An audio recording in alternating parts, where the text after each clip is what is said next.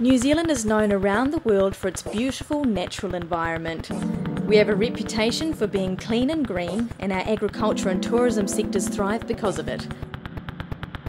However, this reputation and our long-term prosperity is at risk through large-scale deforestation and the expansion of intensive industrialised dairy farming. Dairy farming is one of the most greenhouse gas intensive forms of land use, and this intensification will greatly accelerate emissions.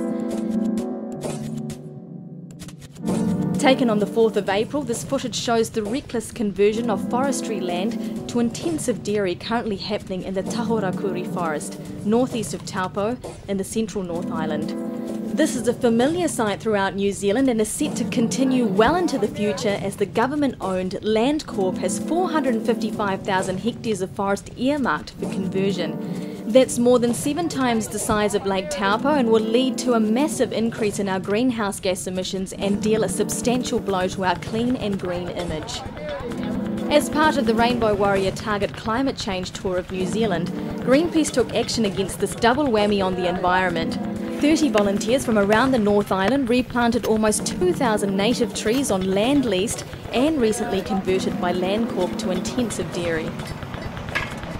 The problem with dairy is that agriculture is 49% of New Zealand's greenhouse gas emissions. At the moment, dairy is the fastest growing sector in agriculture.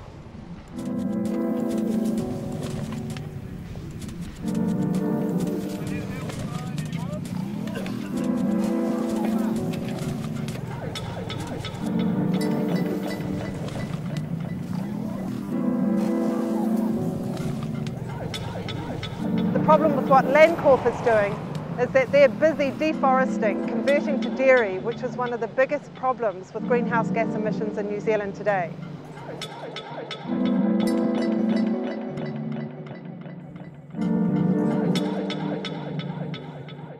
What Landcorp is doing here, by converting from forest to dairy, is intensifying and expanding the problem.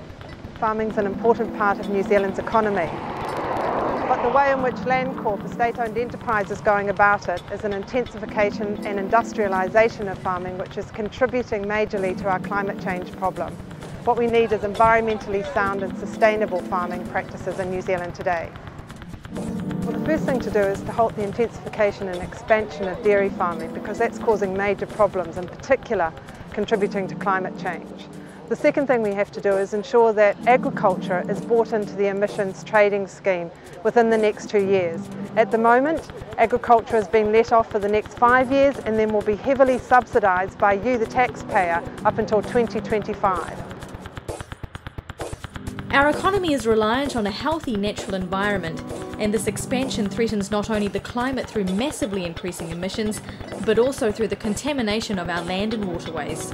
It also puts our clean green brand at risk, which could have serious ramifications for our international exports. Greenpeace will continue to target climate change and pressure the government to commit to an overall emissions reduction target of 30% by 2020 and halt the expansion of dairy farming, but we can't do it alone. Everyone needs to contribute to the emission reduction effort. Help play your part. Go to www.greenpeace.org.nz to see how you can reduce your emissions by 1/3.